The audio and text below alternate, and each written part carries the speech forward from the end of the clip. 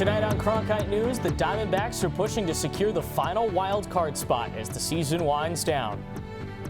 Plus, it's a battle of running backs this Saturday between the Arizona State Sun Devils and Baylor Bears. We'll have everything you need to know ahead of this matchup Saturday. And a proposal to change the name of State Route 202. We're going to tell you why. Good evening. Welcome to Cronkite News. I'm Aiden Blank. And I'm Farah Bojalid. Thank you for joining us. Tonight we will begin with the Phoenix Mercury, who will be fighting to extend their season. And joining us at the desk to talk about Game 2 against Liberty is Keon Russell. Keon was actually at Sunday's overtime thriller. Yeah, and Keon, a very tough loss in game number 1 for the Mercury. Season's on the line in the Big Apple for game number 2. What do they have to do to bring it back to Phoenix for game 3? Yeah, guys, the Phoenix Mercury will be looking to bounce back tonight after suffering that tough overtime loss last time out on the floor. They'll be back in a hostile environment tonight, playing at the Barclays Center in Brooklyn for Game 2 of this best-of-3 series. Here are 3 keys to a Mercury victory. Key 1, let AT be AT. Forget about the missed shot at the buzzer in regulation. Now it's about responding like a superstar would. Expect a big-time bounce-back performance in the Big Apple for the MVP candidate. Key 2, the Mercury must keep Natasha from staying on cloud 9. She torched Phoenix in game 1 with 23 points on 9 of 12 shooting. On fire. Expect the Mercury to mix up looks to keep the former Mercury player from having a repeat performance. And finally, take advantage with Stewie not at 100% after knocking knees late in that overtime game. Look for them to attack her on both ends of the floor as she deals with the injury. And the message is pretty simple tonight. It's win or go home for the Mercury. You win, you're back here in Phoenix playing in Game 3 and looking to punch your ticket to the next round. And you lose, your season's over. Yeah, Nate Tibbetts said no one was really expecting Phoenix to win this series, even though they were the higher seed. We'll see what happens. Thanks, Keon. Should be an exciting game.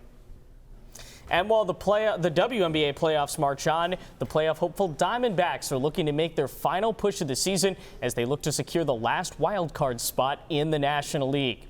And that push continued today as they wrapped up a 3-game series against the San Francisco Giants. Finishing a game and a half out of the wild card spot, the Diamondbacks had to wait until the last swing to secure the win. Rookie Jordan Lawler got an infield hit that allowed Corbin Carroll to beat the tag at home, winning 6-5. And there are still teams vying for that last wild card spot in the National League. They're all within 4 games of each other as the season comes down to the last 2 weeks. And the Cardinals put another win in the book Sunday. Our own Kiana Stocks has the latest on how the team isn't letting the outside noise affect them.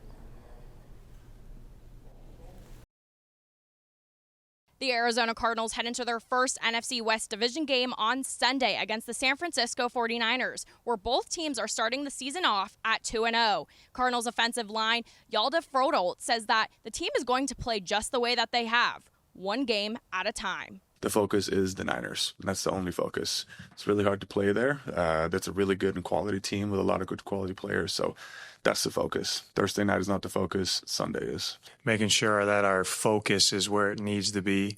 But I'm not worried about our mentality to close out games. It's more, coaching and playing execution. On the other end, Jonathan Gannon emphasizes how efficiency and playing penalty-free in their run game will continue to be a collective effort for the Cardinals on Sunday at Levi Stadium. In Tempe, Kiana Stocks, Cronkite News. Currently second in Cardinals franchise history for rushing touchdowns at 38, running back James Conner will look to continue to chase down Otis Anderson, who holds the record at 46. And ASU prepares to face Baylor in the Big 12 football opener this weekend. The road matchup for the Sun Devils features the top 2 rushers in the conference.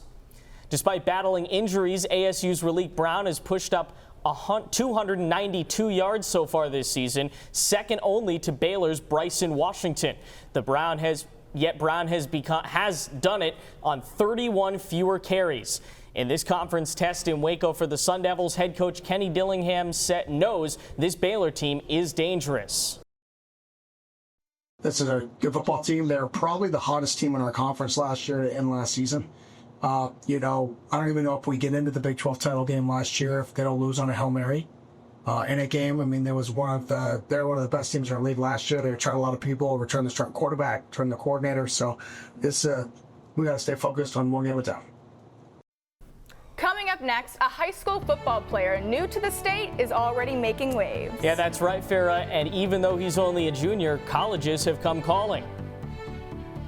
The whole team just connecting very well and they're just doing great. When we come back, how this top high school football recruit in Arizona brings the heat on the offensive line.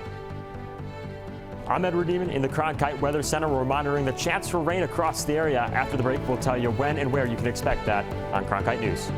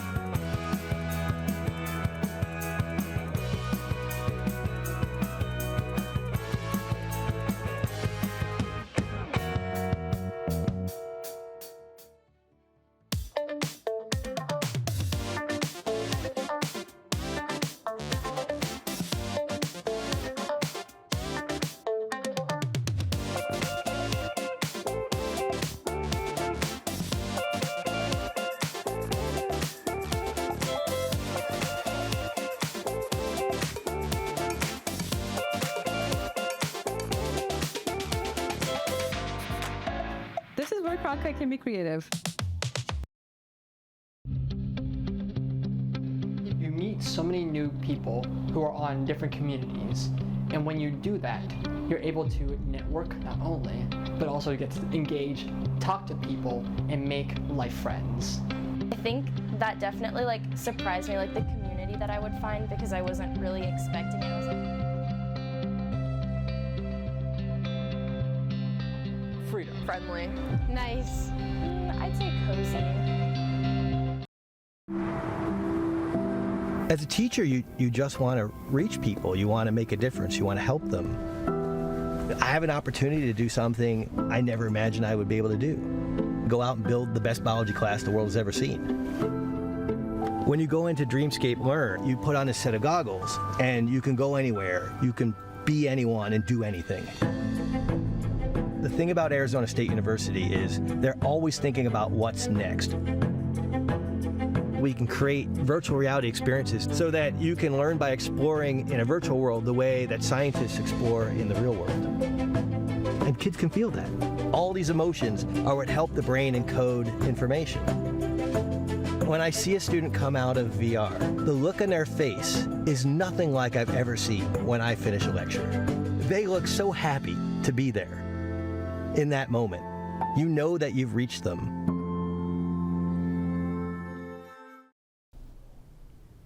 Welcome back to Cronkite News. Arizona high school football is off and running. Some teams are already standing above the rest. And one of those teams is Basha High School. With the past few years, the football program has been one of the top teams in the entire state. And Cronkite News reporter Christopher Zavios was in Chandler to check out the new addition to the O-line. Junior offensive lineman DaJohn Yarborough hasn't played at Basha High for very long. In fact, he transferred just a few days before school started. Originally from Minnesota, Yarborough says the adjustment to the high school football scene in Arizona has come naturally. Doing pretty well going against some way better players. And I think our whole team just connecting very well and they're just doing great. Yarborough has a 4-star grade on a national recruiting site and currently has 20 offers from college teams, including ASU. A player of DaJohn's caliber is able to handle a plug-and-play scenario. However, creating team chemistry was a challenge, but head coach Chris McDonald couldn't be happier with how the O-line group has banded together in such short time. Just really proud, and every day it seems like they're meshing a little bit more together and more chemistry, and they're just great kids. They work hard. Yarborough spent a lot of time playing guard and left tackle, but has transitioned into a right tackle upon arriving at Basha. DaJohn credits his offensive line coach Tim Kelly for improving his technique and coaching him through the position change. It's kind of a huge asset to kind of fill where we had a couple question marks in that position, but he could move inside tomorrow, and there was talk about moving him there first and seeing if he could play there, but we're kind of loaded at guard, and so he really helps us where we had a need. At 6'5", 330 pounds, Yarborough's massive frame brings a lot of power to the Basha offense. The Bears have scored more than 30 points in each of their first 3 games and has 471 rushing yards on the year. In Chandler, Christopher Zavios, Cronkite News. And the Bears beat nationally ranked Orange Lutheran earlier this year. It was a major victory for the team and the school. Basha looks to continue its winning ways against Mountain View on Friday night. Coming in at number 8 in the country, ASU's women's volleyball is right in the middle of their season. With Big 12 games starting next Friday, there's no better time to start a rally. With their most recent being a loss to number 2 ranked Texas, ASU's resume has a win in 4 sets over now 13 ranked Penn State and wins in 3 sets over Northern Iowa, Loyola Marymount, and Incarnate Word. Their next set of games will be a 3-game home stretch from the 19th through the 21st against Pepperdine, Grand Canyon, and Milwaukee. Switching to basketball, and not the Phoenix Suns, but their G League affiliate, the Valley Suns. They held open tryouts on the 15th to bolster their roster before the season begins. The Valley Suns are also entering a new era under their second head coach in franchise history, Paul Jesperson. Last Saturday, each court was packed at the Tempe SDFC with ambitious hoopers hoping to grab what will only likely be 2 roster spots. Coach Jesperson said their evaluation goes beyond pure performance on the court. Obviously, we want to see guys if they're skilled, not skilled, but there's a different layer to it as well. We want to see if these guys are doing the little things, communicating, being a great teammate, playing with the pass. They're being evaluated on all of those things. And turning now to weather, a gloomy day around the valley. So is there any rain in our forecast? Edward Neiman joins us now from the Cronkite Weather Center with what we can expect. Thanks, guys. We're not anticipating to see any of that rain play a factor here tonight, but as we move throughout the Thursday and Friday, wrapping up the work week, we do anticipate to see some of that rain move into the area. We'll start you off, though, with your evening planner. Still at the triple-digit mark at 6 o'clock. Clouds lingering around in the area. They'll stick around all night long, but as we move into the later evening hours, we'll cool down into the lower 90s. 91 is your temperature at 10 o'clock. Winds pretty light out of the southwest, staying under 10 miles an hour. Take a look at your low temperatures across the state of Arizona tomorrow. Your temperatures when you're rolling out of bed in the morning. Right here in Phoenix, an average 79 degrees. As you move your way north, though, much cooler temperatures. Sedona sitting at 64 tomorrow morning. Flagstaff 49, up at the Grand Canyon 47 degrees. We've talked about that rain chance. We'll see that start to kick up around the early morning hours tomorrow, Thursday, 6:30 a.m. Some isolated showers right around the Phoenix area, spanning west, though, also down into Yuma.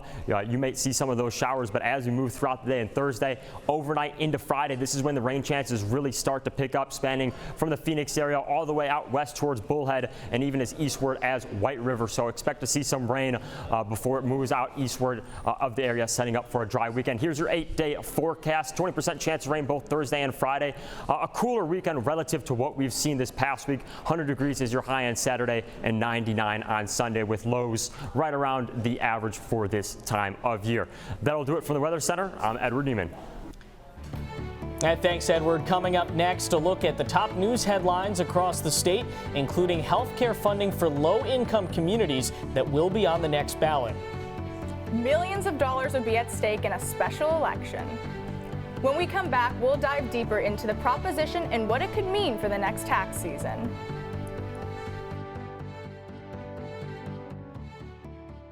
In a small port, and water was really important to us. Without enough water, we can't farm, we can't eat, we can't live. And the way we're doing it right now, straight up doesn't have a future. I went to ASU because this is a place where you solve problems. With vertical farming, we can grow the same amount of food with 95% less water than traditional farming. The work I'm doing at ASU is changing the way I look at the world. 3, 2, 1. Coming up on the cut. Coming up on the cut. Coming up on the cut. How students can build their broadcast journalism portfolio with opportunities to learn more about on-air reporting and studio production.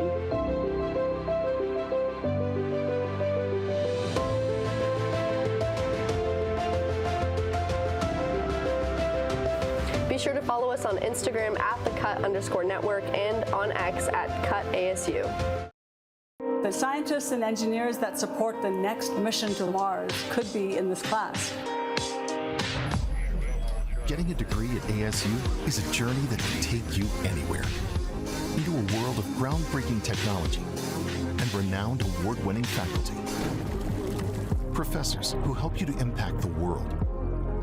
Whether you're on campus or at home, becoming your best starts with learning from the best.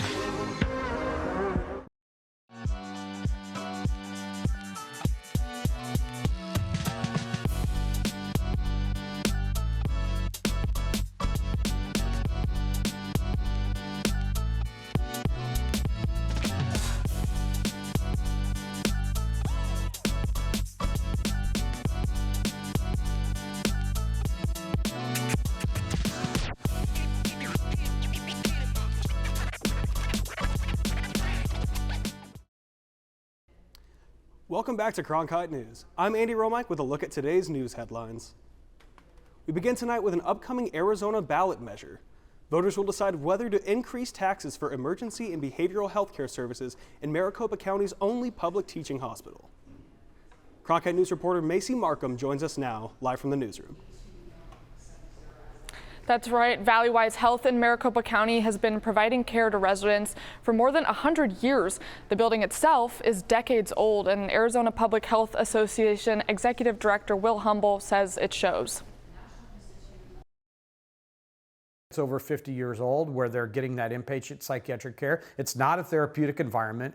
It's been cobbled together out of necessity, but this would move us to a level where we've got much better therapeutic environments for people to receive that psychiatric care. That's why Proposition 409 looks to authorize nearly $900 million in bond funding to renovate the facility, recruit more staff, and treat the valley's growing population. You just ask any family who has a family member with a serious mental illness whether they believe that they got adequate care, especially those who needed inpatient psychiatric care temporarily, and they will all tell you it's grossly underfunded and we simply do not have the resources. This rings true for Sitha DeMarco, a behavioral health advocate and a mother navigating her son's serious mental illness.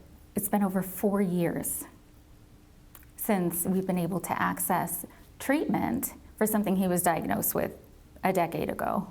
She's still skeptical about voting for the measure and wants more assurance the funding will really help families like hers. There's nothing in the proposal that ensures improvements will be made. For Valleywise Chief Clinical Officer Dr. White, the funding is a must. We have 93 beds today for us to be able to care for those patients. We would double that count, through Prop 409 around that. $900 million is a lot of money, but supporters show the cost would appear on property owners' taxes, costing an average of $29 per property.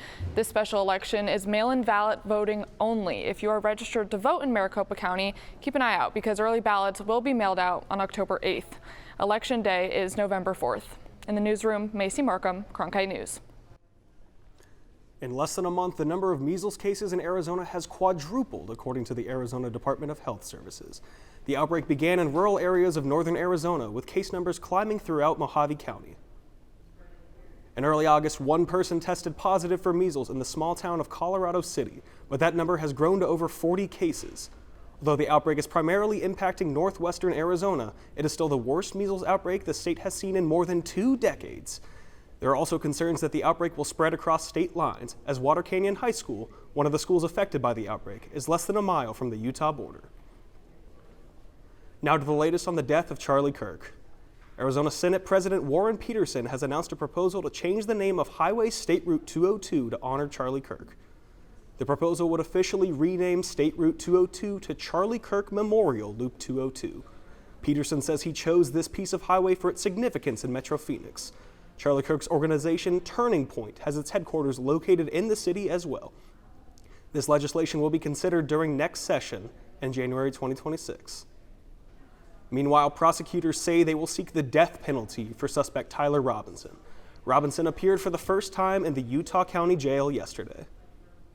Robinson now faces multiple charges, including one charge of aggravated murder, in addition to several others. Robinson was denied bail and was appointed an attorney. He did not enter a plea during yesterday's hearing and will remain in custody without bail. Robinson is the main suspect in the shooting which killed conservative political activist Charlie Kirk in Utah on September 12th. Prosecutors are relying on a DNA sample from a collected weapon and various text messages from Robinson about his alleged actions. Taking a look now at news from across the nation. Former CDC Director Susan Menares testified in front of the U.S. Senate today on her short time at the organization. The biggest topic of the meeting was U.S. Health and Human Services Secretary Robert F. Kennedy Jr. Menares says that Kennedy broke from the organization's previous practices by requiring political staff to weigh in on policies and staff decisions.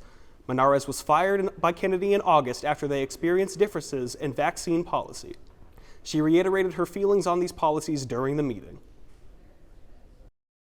Based on what I observed during my tenure, there is a real risk that recommendations could be made restricting access to vaccines for children and others in need without rigorous scientific review.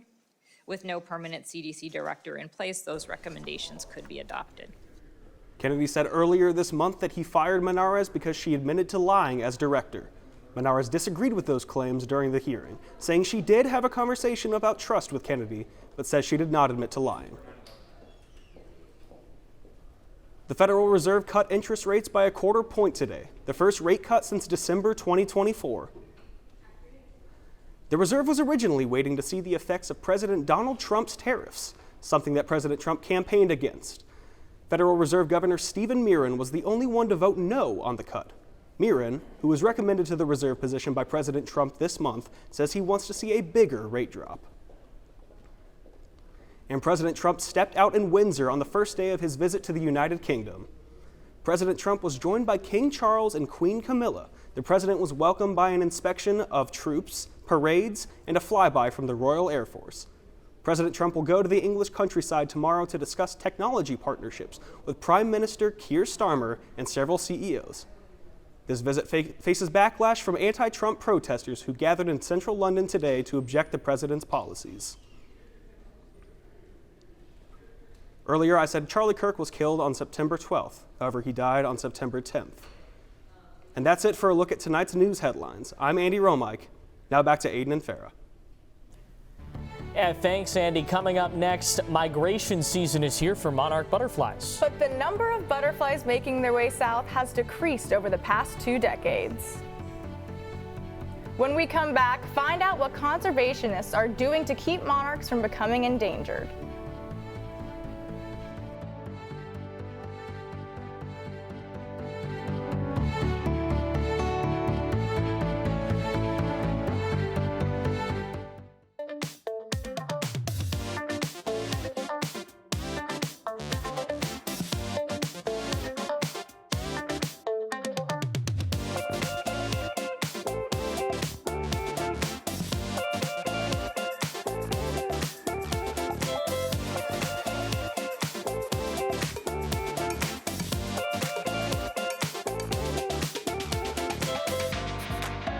This is where Cronkite can be creative.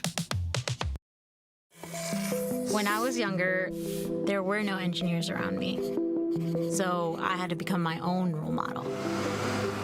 At ASU, I wasn't just learning to be an engineer, I was actually engineering. And graduating, I already had real-world jobs lined up. Before ASU, my goal was to be a strong, confident woman. And when I left, I became a strong, confident engineer.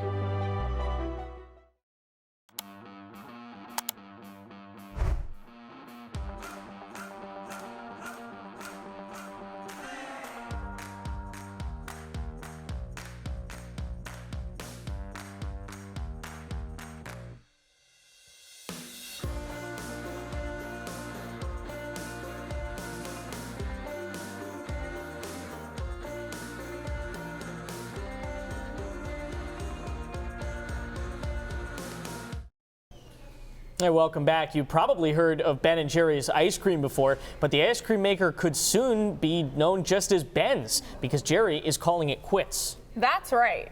Co-founder Jerry Greenfield is leaving because of rocky road with its parent company. The reason? A disagreement with the company that owns the ice cream maker, Ben & Jerry, sold it to Unilever 25 years ago. Part of the deal allowed them to remain outspoken about their political beliefs. But Jerry says that's changed recently. He asked Unilever to spin off the company so it could operate independently. Unilever reported said no and denies silencing of the co-founders. And kids can now start sending letters to Santa through the Postal Service's Operation Santa. The annual program links kids who write a letter to Santa with those willing to grant their holiday wishes. The only requirement is that the letters be postmarked by December 6th. It's peak migration season for the monarch butterflies, and their numbers are declining.